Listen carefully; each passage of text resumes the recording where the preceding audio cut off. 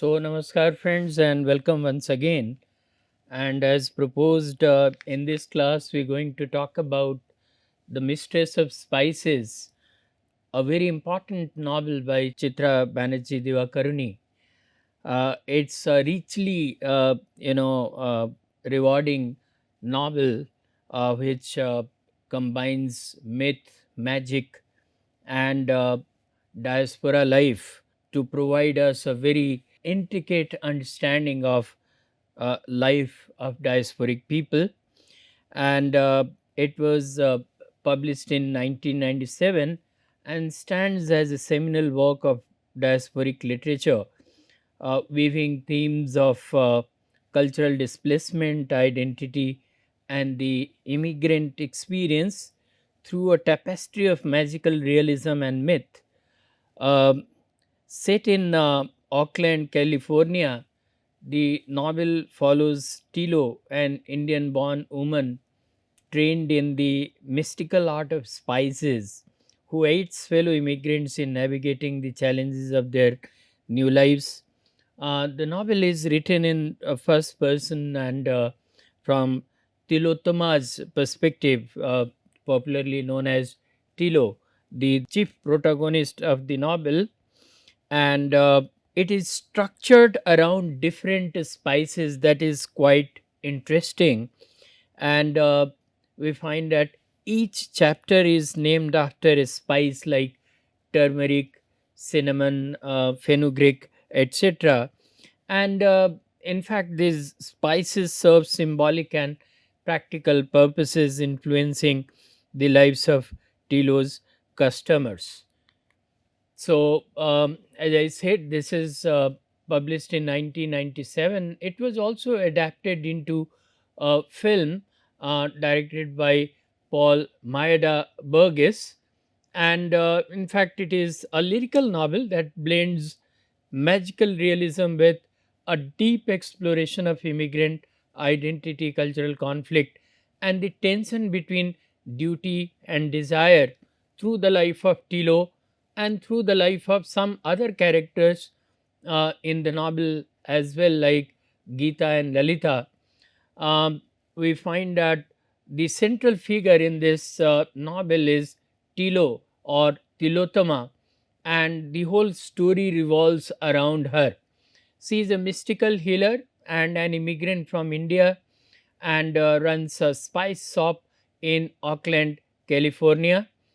She is born in a poor Indian family and is recognized early for her clairvoyant powers, and because of her special, powers, uh, she attracts the attention of bandits who kidnap her after killing her parents.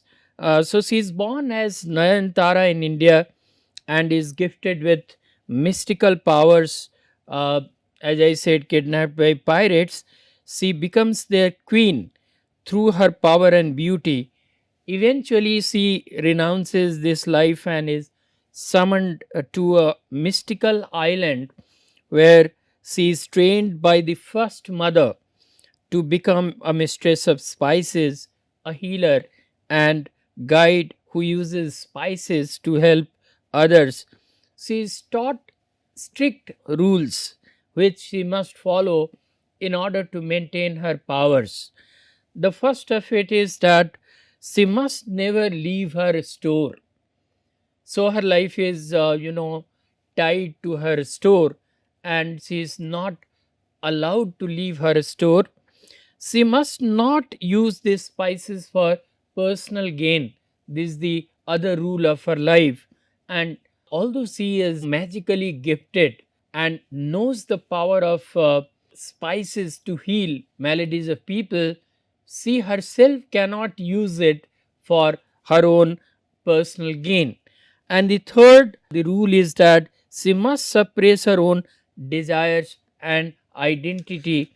And so it's a kind of irony that on the one hand she has been empowered in that she has these special powers, and she can take control of the life of other people, can help them, and so feels very potent and powerful, but on the other hand, her own life is full of such restrictions that she is not allowed to think for herself. So, later on, when we talk about this story, we'll find out what is the symbolic meaning of these three rules in her life. Um, Apart from that, she is magically transformed into an old woman and sent to Oakland, California, where she opens a spice shop under the name Tilotama, which is later on curtailed to Tilo. And this is how it all begins. She escapes and is found on a shoreline where she is taken in by First Mother, the leader of a mystical sisterhood that trains girls to become mistresses of spices. As I said, her training is rigorous and the girls are taught to use spices to heal and help others, but never for their own benefit. As I just told you, she is not allowed to use these spices for her own benefit. Upon completion of her training, she undergoes a rite of fire, becomes immortal, and is sent to America in the body of an old woman to serve her community. And she opens the spice bazaar in Auckland, and her shop is more than a business, it's a sanctuary for the local Indians. So it becomes a kind of prism to look at the lives of the diasporic community in the US. This shop of Tilo, she uses her mystical connection with the spices to heal, guide, and sometimes warn her customers. These spices are personified, acting as living entities that can talk, sing, rebuke, love, warn, and get annoyed with their mistress Tilo. So it seems that she is continuously talking to her spices, and they are in some kind of mystical connection. So she describes her role, and I quote, "I am a mistress of spices. I can work the others too: mineral, metal, earth, and sand, and stone, the gems with their cold, clear light." So, when she talks about her magical powers and her ability to heal people with these spices, she feels as if she is very, powerful. And each spice in her store has magical properties. Well, friends, there is something that we can call the Indian knowledge system that comes into play here in this novel. In India, we have traditionally believed in the medicinal and magical power of spices. And if you go to remote villages, you will still find people who know which malady can be cured using which of these spices. So they are not simply spices, they are storehouses of cure for different kinds of ailments as well. So we find that in her store, Tilo has kept all those spices with their magical properties, and they can heal people um, in the need, like sandalwood to dispel painful memories, black cumin seed to protect against the evil eye, turmeric for healing, and so on and so forth. So Tilo has used these spices to address the needs and struggles of her customers. She has helped several people, like Harun, a vulnerable Muslim cab driver, has been the beneficiary. Geeta, a young woman whose romance with a Latino man causes conflict with her traditional family, which does not approve of her relationship like this, and she is expected to toe the line of her parents, and her grandfather has lot of objections to her modern western ways. So she is one woman who is also a beneficiary of Tilo's spices. Jagjit, a bullied teenager struggling to fit in, is another one who has been helped by her to overcome his struggles.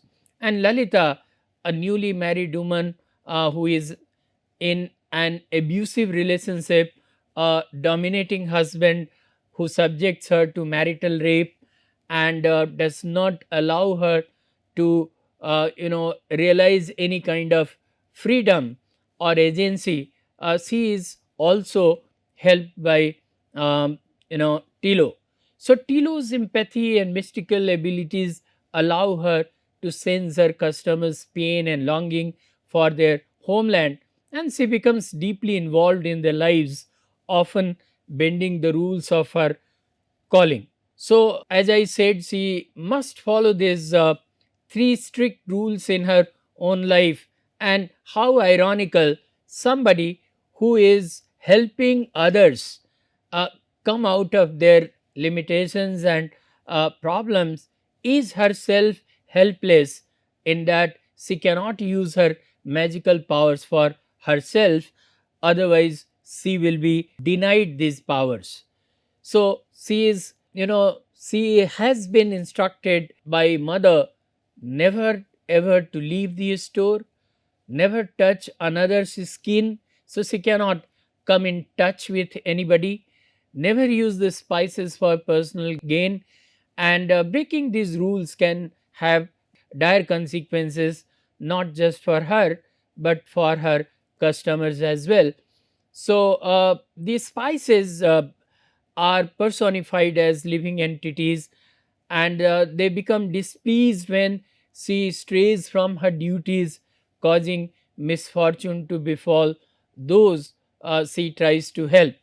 So this is a very magical kind of world uh, in which we find Tilo both as uh, an empowered agent and helpless at the same time. Her life changes, however, when she meets a dog also called Raven, an American man with Native American roots. Their mutual attraction tempts her to break the sacred rules. She leaves the shop to visit Harun and allows herself to feel love for dog, breaking all the taboos of her order. And as a result, her customers suffer. Like Harun is injured, Gita's family is torn apart, Jagjit falls in with a bad crowd, and others experience setbacks too. So, her transgressing her boundaries causes problems to all the people who are associated with her. The first mother appears to Tilo in a vision, chastising her for choosing dog over her duty. Tilo realizes that her actions have caused these misfortunes and vows to return to India, closing her shop.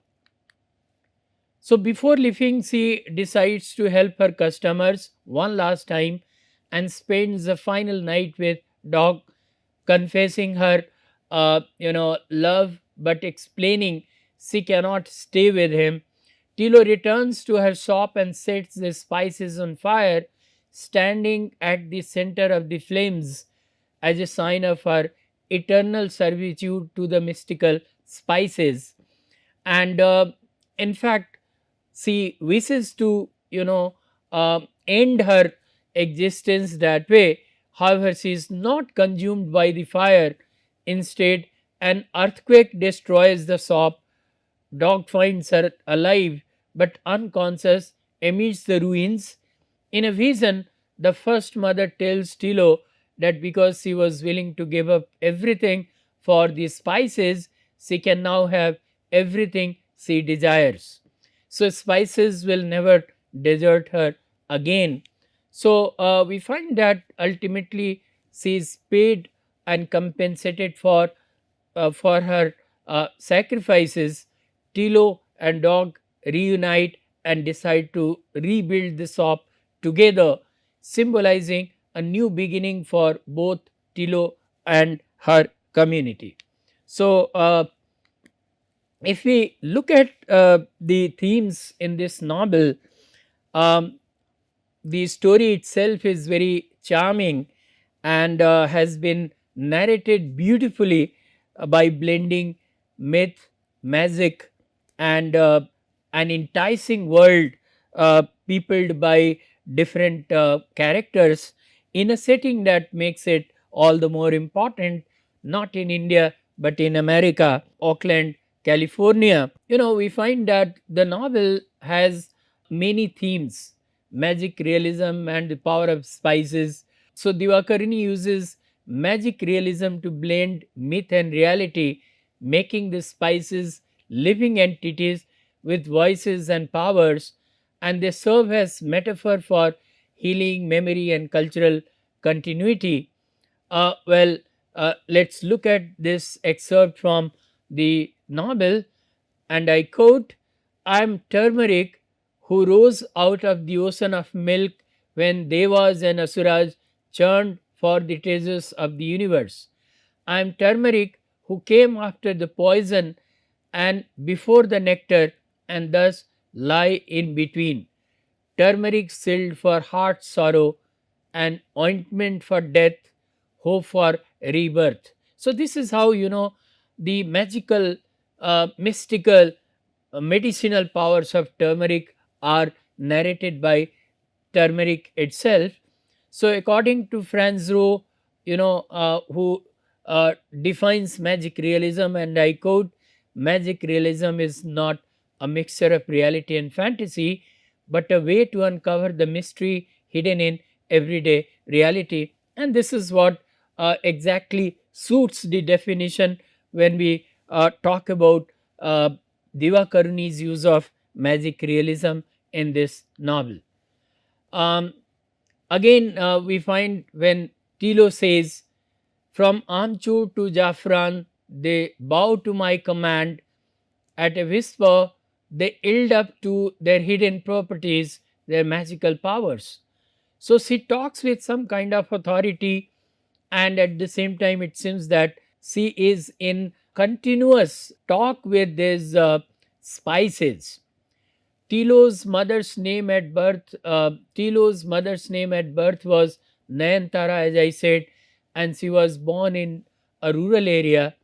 The buccaneers kidnap her, rename her Bhagyavati, and set sail. The snakes give her the moniker Sarp Kanya once she reaches the island, and after the redemption, she names herself as Maya, symbolic of illusion, enchantment, and enhancement. Tilo, a life giver and a restorer of health and hope, was the moniker she adopted after becoming the spice trade's master. So, we find that within her lifetime, she undergoes many transformations, and it comes very close to the life of immigrant people who also go through several transformations in their life. The spices' mystical qualities help Tilo heal her community but also bind her to her role. She uses spices to cure the people of her land with magical powers. The novel is blended with fantasy, myth, reality, imagination, beliefs, the past and the present, as Susmita comments. Thus, Divakaruni gives the spices the same attention and dialogue as the human protagonist, Tilo. They provoke and respond, compelling Tilo to employ and restrain her mystical abilities. Tilo utilizes spices to aid those in trouble, but when she starts manipulating them and going against what they recommend, the spices quickly turn their power against her. So, we find that Tilo is not allowed to go against the set rules. Symbolically, she is not allowed to, sever her ties with her Indian roots and Indian tradition. Well, the second theme that is of some significance is duty versus personal desire, as we find in the character of Tilo. She is having conflicting desire within herself. She has been gifted with magical powers with certain reservations. She can heal other people but cannot think for herself. She has to sacrifice not to think of herself, but at a later stage in the novel, we find that uh, desire in her also takes shape and she falls in love with Raven. And there is an acute kind of conflict within her uh, between her duty towards the society and people, and again her reverence for the spices that speak to her, and her own personal desire to dissolve in love. So, this is one of the central themes where we find Tilo's internal conflict between her sacred duty as a mistress of spices and her personal desire, especially her longing for love and connection. But bounded by the strict rules, her relationship with Raven becomes the focal point of struggle. And I quote from the text: "For the first time, I admit I am giving myself to love, not the worship I offered the old one, not the awe I felt for the spices, but human love, all tangled up, at once giving and demanding, and pouting and ardent. It frightens me, the risk of it, and I see that the risk lies not in what I always feared, the anger of the spices, their desertion. The true risk is that I will somehow lose this love." So, this talks about the acute conflict that she suffers between her duty and her personal desire. Again, I quote: "Spices, why must you always compare? Each desire in the world is different, as is each love. You who were born in the world's dawning know this far better than I. Answer, weigh it yourself. To him I will give one night, to you the rest of my life, whatever you choose it to be, 100 years on the island or a single moment, conflagration and consuming in Sampati's fire." So, she is entreating these spices to set her free so that she can realize her love with Raven. And this itself, shows the extent to which she is struggling between her duty and desire. And this particular moment sees the culmination of her journey as she asserts her individuality, acknowledges the complexity of her desires, and is prepared to face the ultimate trial to reconcile her love and her duty. Another very important theme is female agency and breaking stereotypes, as we find Tilo is powerful, wise, and independent, but we find that she has been curated as powerful, wise, and independent by rooting her strength in her cultural heritage, which empowers her to reclaim her agency by choosing her own path. And I quote: "My heart is filled with passion for the spices, my ears with the music of our dance together, my blood with our shared power. I need no pitiful mortal man to love. I believe this." Divakaruni wittily blends a magical setting with the tangible post colonial marginalized world, which holds the dreary elements of multifarious conflicts such as gender, social, racial, generational, cultural, psychological, and metaphysical conflict of assimilation and conflict of multi ethno-cultural identity, as Panda and Mohanty would comment. Unlike passive or victimized portrayals of immigrant women, Tilo actively shapes her destiny.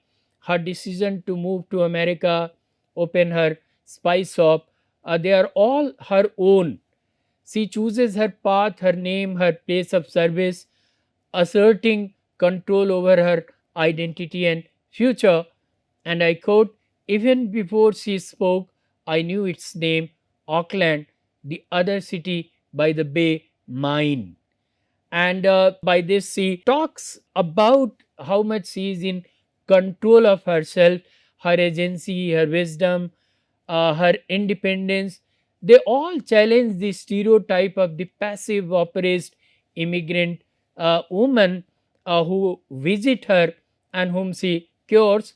So instead, she is a healer, a leader, and ultimately the author of her own destiny, her strength inseparable from the traditions and knowledge of her homeland. She depicts woman as a powerful weapon to destroy the malignancy in society in order to build a rising nation. So she turns out to be a symbolic figure where she is initially tied by the traditions and is not allowed to think for herself. So she is shrouded in the typical Indian patriarchal tradition of self-sacrificing woman, but ultimately she breaks free from that, and at the same time her powers are also restored to her. So that way finally she is able to lead life on her own terms, exercising her agency. If we look at this novel from the diasporic angle, we'll find that this is one of the most powerful diasporic narratives, uh, which has themes like cultural displacement, transnationalism and hybridity, transculturalism, nostalgia, longing, and search for belonging. So, with Tilo's Spice Shop, she has recreated Little India in the US, which boasts of all the spices that ever were, even the lost ones. Indians come to her store in quest of happiness. All those vices, Hindioriya, Assamese, Urdu, Tamil, English, layered one on the other like notes from Tanpura. All those voices asking for happiness, except no one seems to know where.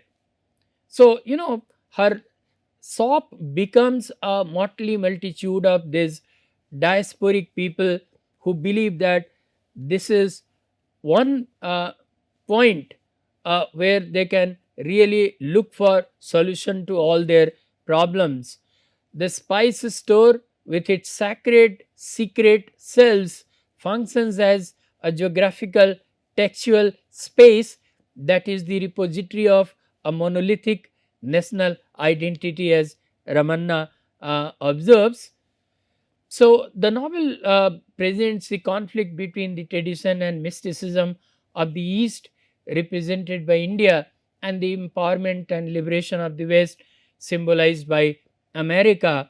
And towards the end, we find that Tilo combines both. She retains her mysticism of the East and at the same time breaks free from its oppressive, regressive regime. According to Rushdie, and I quote, the problematic situation of the diasporic writer is when the Indian writer who writes from outside India tries to reflect that world. He is obliged to deal with broken mirrors, some of whose fragments have been irretrievably lost. So, he talks about the trauma of being a diasporic writer who himself or herself has to deal with fragments of life, and through the ruptures of life has to weave a life of difference. The novel demonstrates how the immigrant characters, even as they find economic sustenance in America, also forge an imaginary connection with their native land through various factors like food, primarily the spices in this case, cultural artifacts, and video films, and this is how their life is defined by their roots and their desires as well. Sandhya Shukla opines, and I quote, in the construction of cells and groups in various fictions, novels, autobiographies, and letters, the working out of the complexities of migration occurs in diasporic time and space, where the local is always and already transcended, and where the past must be invoked to support the present. So Tilo creates an imaginary landscape, and her spice shop with discolored, shadowy eyed pictures of gods refers to India's spiritual past that cannot be appropriated by America's cultural imagination. The novel is a remarkable example of cultural assimilation, where Divakaruni subverts traditional immigrant stereotypes by celebrating Tilo's heritage, um, is celebrated as a source of strength, not exoticized or diminished, reversing typical power dynamics in Western narratives. So, the novel's transcultural narrative shows how identities and cultures evolve through interaction. Tilo's journey itself illustrates that cultural identity being fluid, shaped both by heritage and new experiences, as we find that she retains her mystical, magical powers of the East, and at the same time breaks free to realize her personal desire of finding love in Raven. So Chitra Banerjee Divakaruni has very dexterously juxtaposed the world of spices with that of women as a metaphor of her life and identity. The ever changing, altering world of the spices that creates something new whenever they are used. A woman also assimilates, transforms, and evolves with the changing circumstances of her life, especially when she is placed in the position of an immigrant. Tilo's search and final realization of the self is a result of the ongoing process of self identification that characterizes the shifting nature of a woman's identity. So, Amy Tan describes the novel as a dazzling tale of misgotten dreams and desires weaved with poetry and storyteller magic.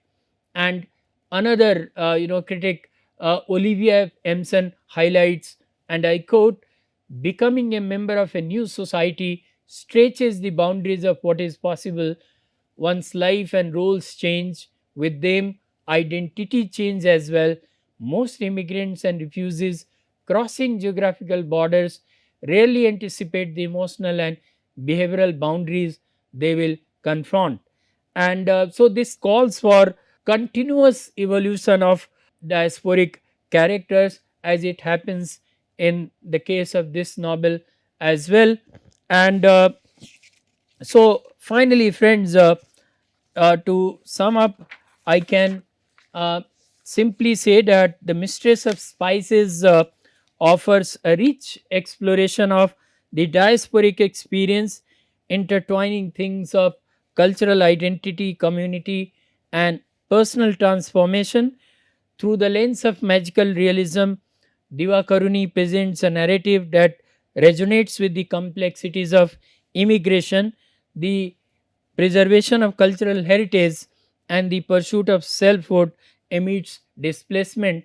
They form the crux of this novel, and it turns out to be one of the modern masterpieces narrated through the lens of woman who herself undergoes such transformation in her life, and ultimately is able to retain her connect with her cultural heritage, and at the same time realize her personal desire in the promised land, the host land, America.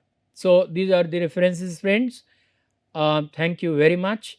Please join me for the next class. We will take up yet another important diasporic text for discussion. Thank you very much. Thank you.